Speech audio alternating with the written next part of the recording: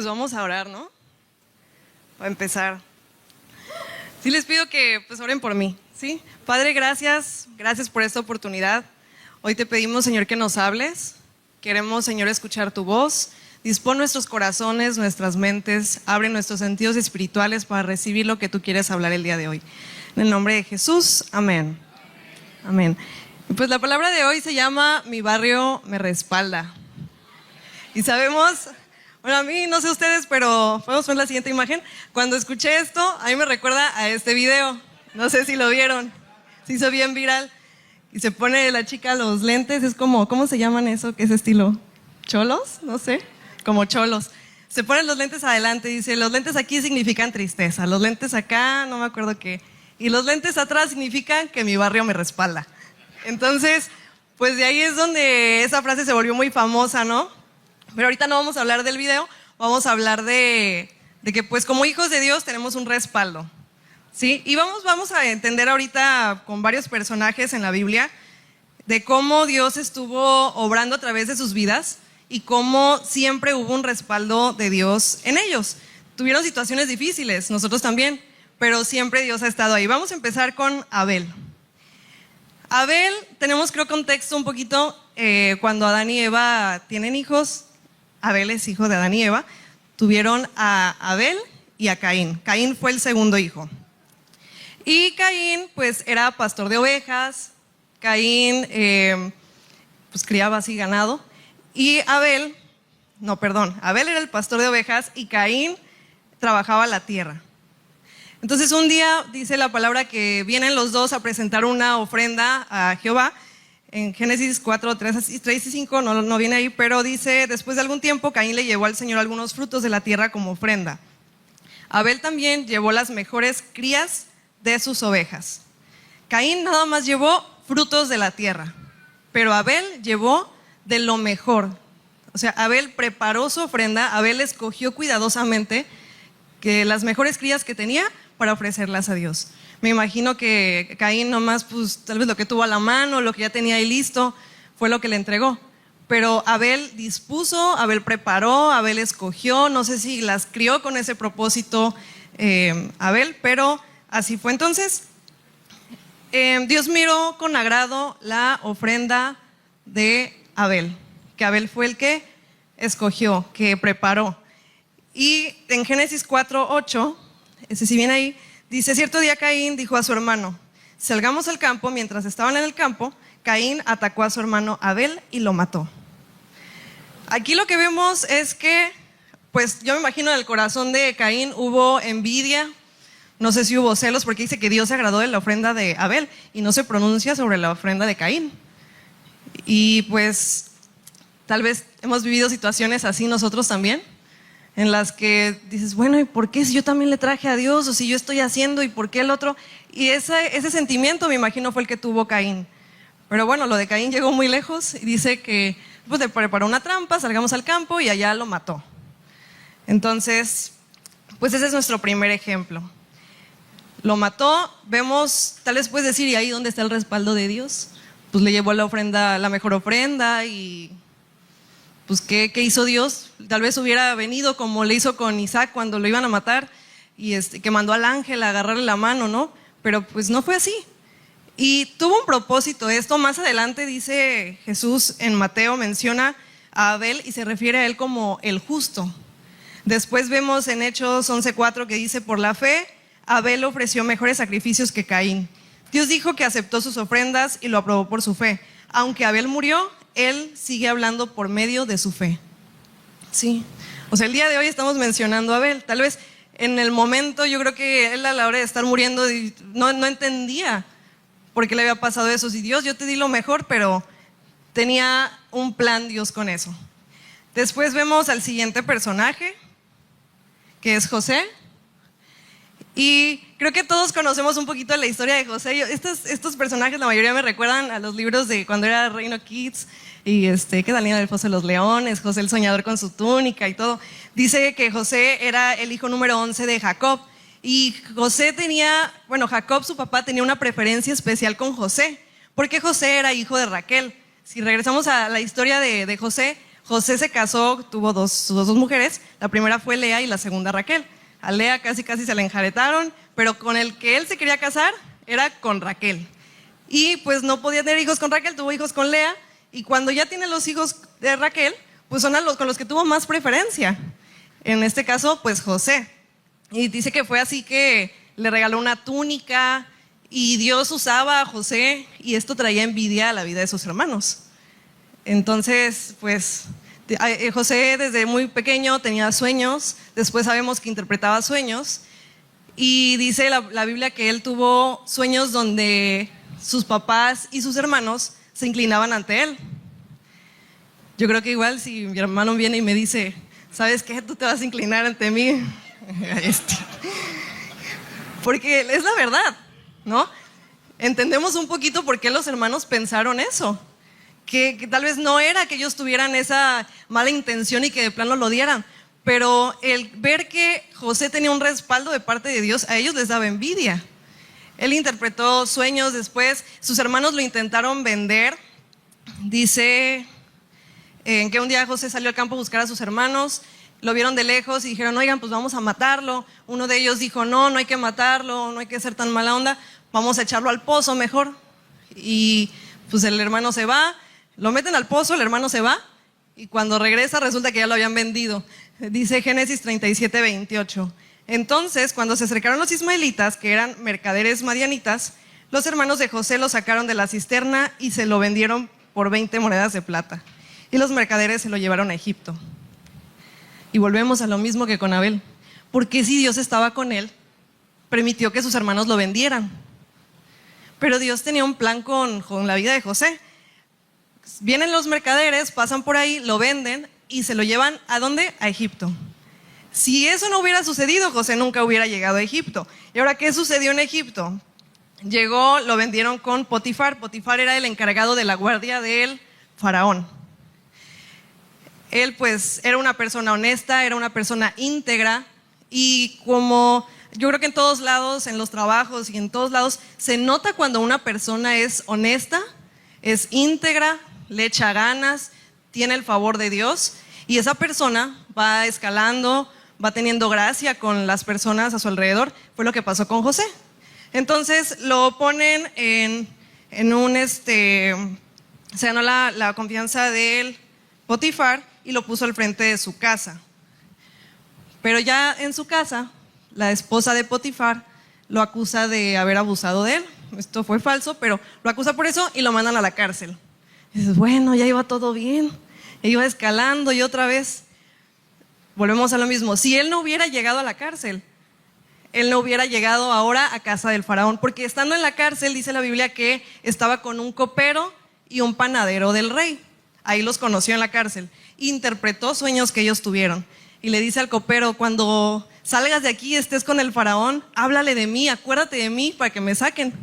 Al copero se le olvidó, pasan muchos años y un día faraón tiene un sueño, manda a sus magos a traer a todos los sabios del reino, y nadie le podía interpretar lo que significaba el sueño que estaba teniendo.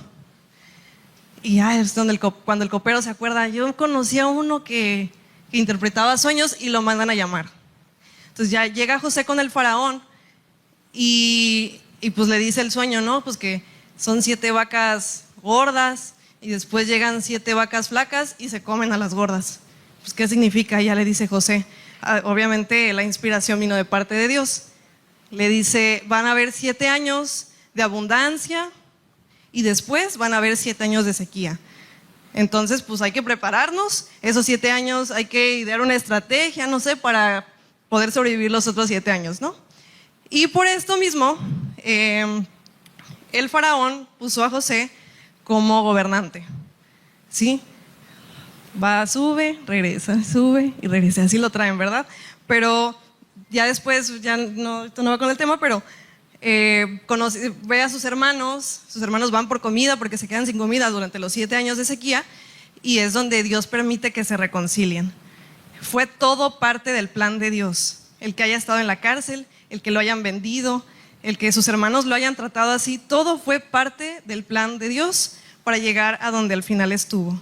Entonces la vida de José nos enseña fidelidad de parte de José, nos enseña el cuidado que Dios tuvo con él, aún en la cárcel, aún cuando sus hermanos lo intentaron matar. Yo creo que el hermano que dijo, no hay que matarlo, mejor hay que tirarlo al pozo, no sé, fue parte del plan de Dios, porque si lo hubieran matado, ahí hubiera quedado truncado todo lo que Dios quería hacer con su vida. Pero es la intervención de Dios, y que a pesar de las pruebas que tuvo que pasar, él se mantuvo firme. Después vemos la historia de Daniel. Ahora vamos con Daniel. Daniel era un israelita. Él se destacó por su sabiduría, por su inteligencia. Yo me imagino ahorita de ser como una persona muy estudiada, una persona que alcanzó un puesto muy alto en el reino, y eso hizo que los reyes lo valoraran mucho y lo quisieran tener siempre ahí con él. Y volvemos a lo mismo, era una persona íntegra, una persona honesta y que se mantenía firme. Entonces eso veían los reyes en él, y pues obviamente querían a alguien como Daniel dentro de su reino.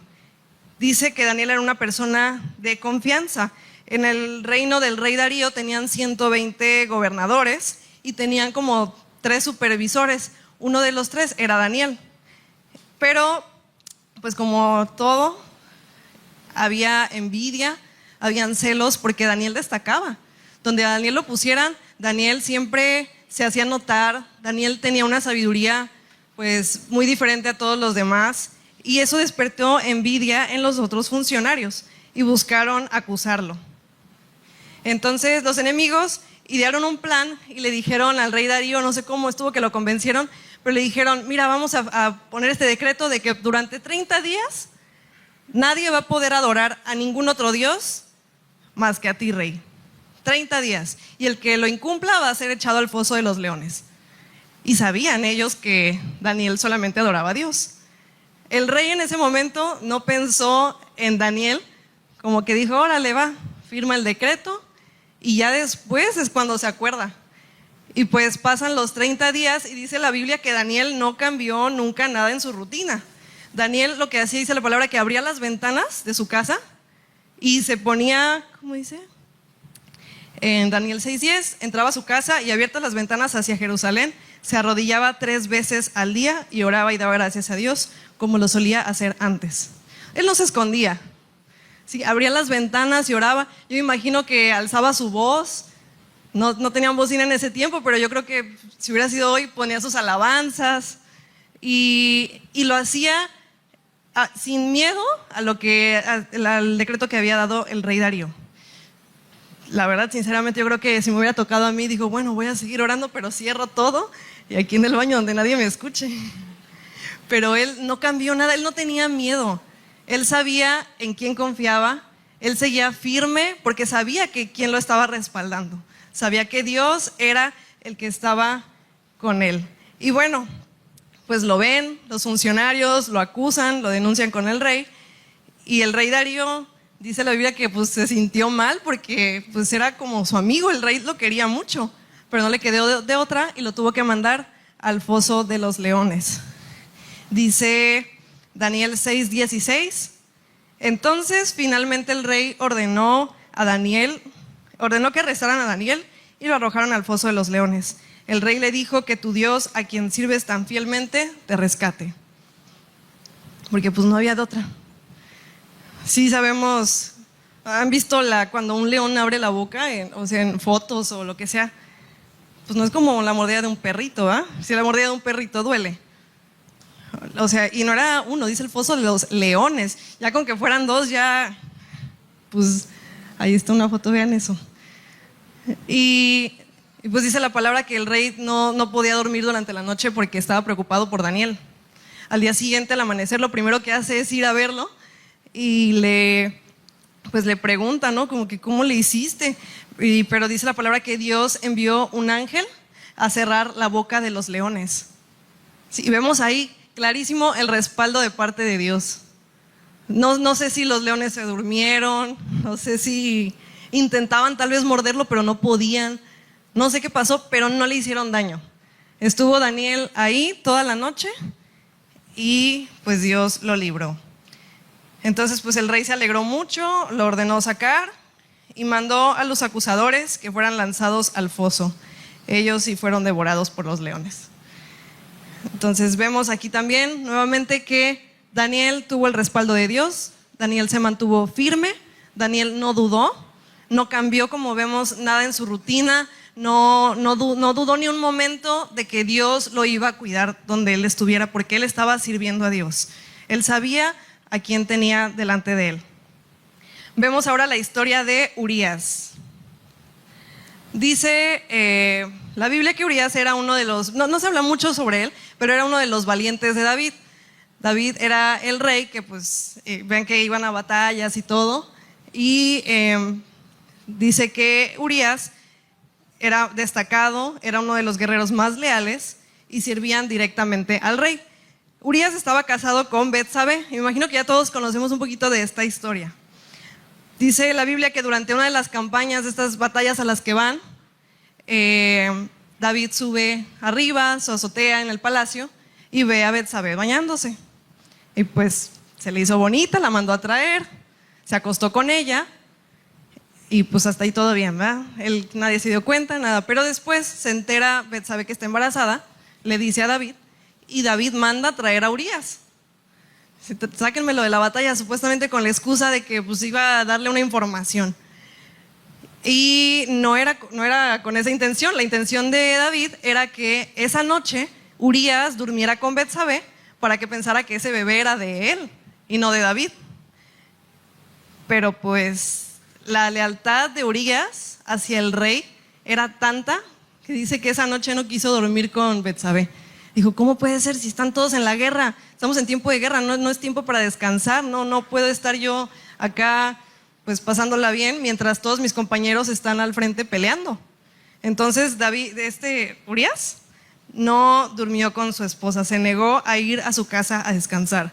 Vemos en 2 de Samuel 11:11, dice, Urías le contestó, el arca y el ejército de Israel y el de Judá están viviendo en carpas y Joab, y los hombres de mi señor están acampando a cielo abierto. ¿Cómo podría yo ir a casa para beber, comer y dormir con mi esposa? Juro que jamás haría semejante cosa. Bueno, al ver David que su plan no funcionó, pues te las tenía que idear, pero rápido, porque pues no podían descubrirlo. Era el rey David, el usado por Dios, el ungido de Dios. Así que vamos con la imagen. No, perdón, va el siguiente versículo. Perdón. Ándale, ese. Dice, la carta le daba las siguientes instrucciones a Joab. Pon a Urías en las líneas del frente durante la batalla, donde la batalla sea más violenta. Luego retrocedan para que lo maten. Joab era el encargado como del escuadrón donde estaba Urías, y lo manda, ahora sí la siguiente imagen. ¿Han visto estas películas donde van así todos como Juego de Tronos, todo de que se ponen como por filas, ¿no? Hasta adelante los más chidos, luego así, dependiendo de la estrategia es como se organizan. Entonces le dijo, mándalo al frente y después lo dejan solo, todos retroceden. Pues pobrecito, ¿verdad? ¿Qué le esperaba? Entonces lo manda al frente y pasó lo que tenía que pasar, lo mataron y pues ahí quedó. Ahora, ¿cuál es el propósito de que esto haya pasado, no? Pues aquí vemos que él siguió hasta el final con un corazón firme. El último día, el día que pudo acostarse, ir a descansar con su esposa, prefirió no hacerlo, porque era tanta su lealtad al rey David que dijo no hay manera, ¿no?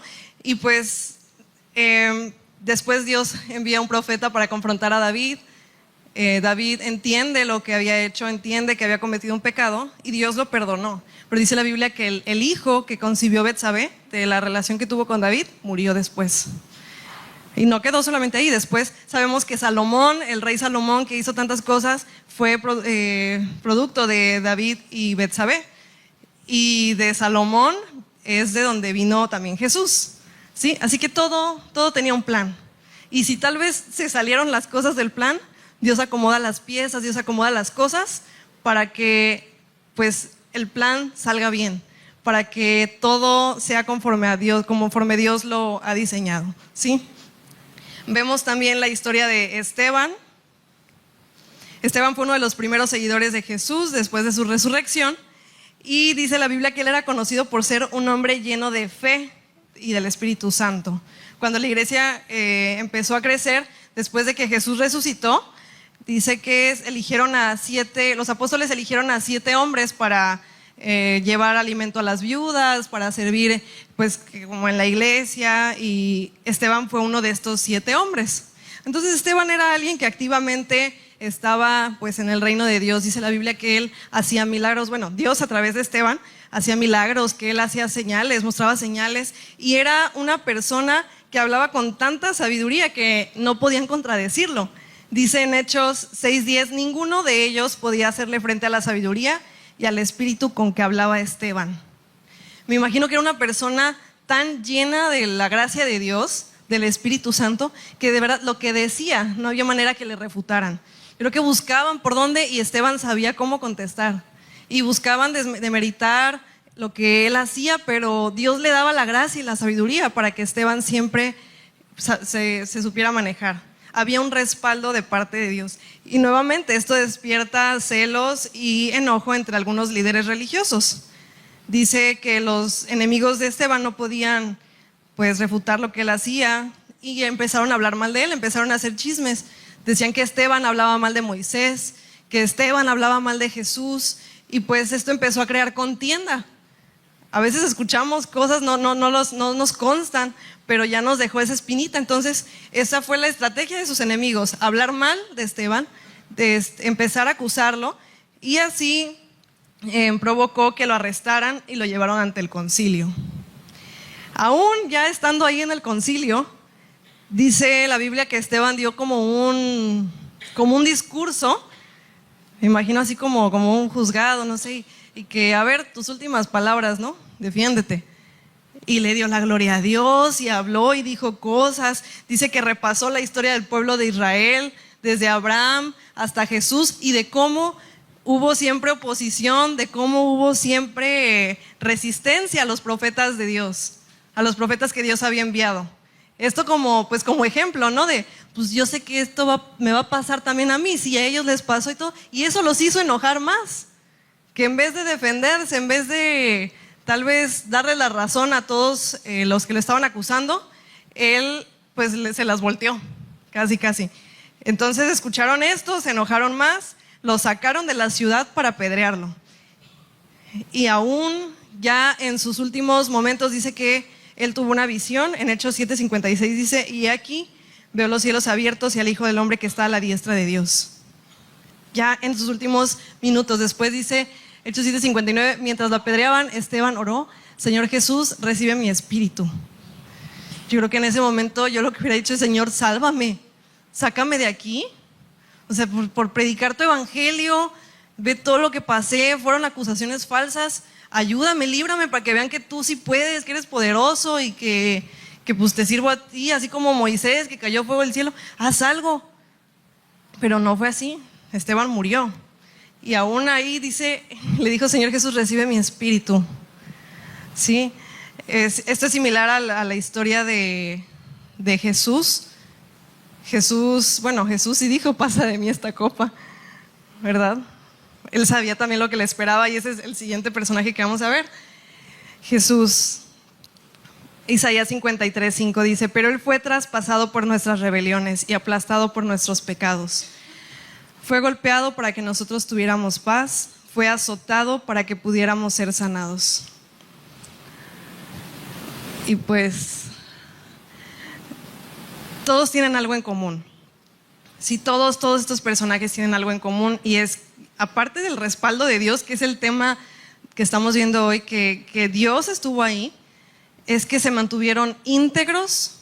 Todos ellos tuvieron un corazón firme, un corazón que buscaba agradar a Dios. En ese tiempo el Espíritu Santo no estaba como ahora está con nosotros, ¿verdad?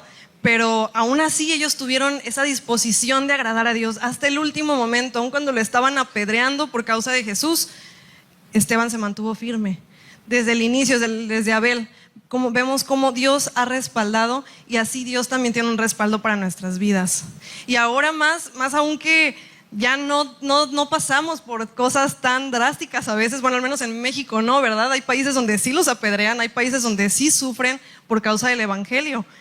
Y vemos en Juan 16:33 que dice: yo les dije esto para que encuentren paz en mí. En el mundo ustedes también tendrán que sufrir, pero sean valientes. Yo he vencido al mundo. Sí. Y algo padrísimo que tenemos nosotros es al Espíritu Santo. La Biblia dice que cuando Jesús iba a subir al cielo, les dijo: les conviene que yo me vaya, porque se van a quedar con el Consolador. Y el Espíritu Santo está con nosotros 24/7. En todos lados, a donde vayamos, lo que hagamos, todo el día está el Espíritu Santo con nosotros. Y qué mejor respaldo queremos, ¿verdad? Tenemos al Espíritu Santo de nuestro lado.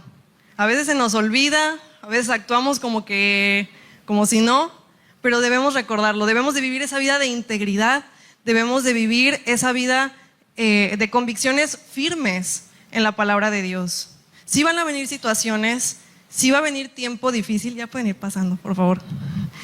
Pero dice: sean valientes, sean valientes. ¿Y quién es alguien valiente?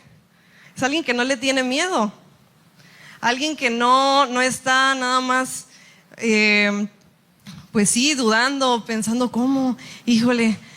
Es alguien que va y se avienta y no le importa si la va a armar o no, sigue firme, ¿sí? Así debemos ser nosotros también. Puede ser que pasemos situaciones como los personajes que vimos, que muchos murieron, no les fue muy bien a lo largo de su vida, tal vez se pudieron haber evitado muchas cosas, pero todo fue parte del plan de Dios. Yo no sé hoy que estés viviendo tú, no sé si estás igual o peor que los personajes que vimos ahorita, pero sí estoy segura que Dios tiene un plan. La Biblia dice que todo nos ayuda para bien a los que amamos a Dios. Y creo que todos, si estamos aquí, es porque amamos a Dios y creemos que Él tiene el poder de hacer todas las cosas. Sí, vamos a ponernos de pie, vamos a orar.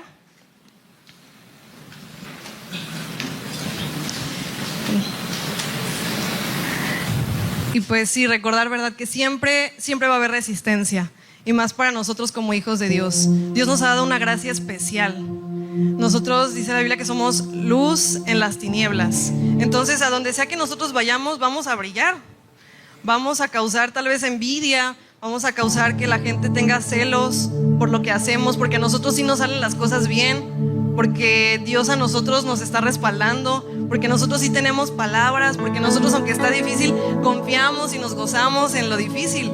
Y eso a la gente le da coraje, eso a la gente no le gusta, pero Dios nos ama, y mientras nosotros permanezcamos firmes y no nos movamos por las situaciones, Él siempre va a respaldarnos. ¿Sí? Vamos a orar. Espíritu Santo, gracias. Gracias, Padre, porque hoy creemos y confirmamos nuevamente, Señor, que te tenemos a ti, que tu Espíritu Santo, Señor, está reinando en nuestras vidas. Perdónanos si hemos dudado, si hemos, Señor, hecho a un lado al Espíritu Santo, si te hemos hecho a un lado a ti. Hoy queremos, Padre, ponernos en tus manos. Pon tu gracia en nuestras vidas, danos sabiduría, Señor, y refuerza, Señor, lo que tú has hablado en nuestros corazones. Danos fe, danos fuerzas para poder seguir resistiendo las pruebas y las situaciones difíciles que vengan en nuestras vidas. Queremos agradarte, queremos, Señor, bendecir tu nombre, queremos exaltarte, aún venga lo que venga. Señor, queremos seguir firmes porque creemos y sabemos que tú siempre tienes un propósito y un plan perfecto para nuestras vidas. Confiamos en ti, confiamos, Señor, que tú tienes un plan perfecto para nuestras vidas. Hoy ponemos en tus manos nuestras vidas, nuestras familias, nuestro trabajo, todo, Señor, lo que hay a nuestro alrededor. Confiamos, Señor, que tú tienes control. Confiamos, Señor, que todo es parte de tu plan perfecto y que todo nos ayuda para bien.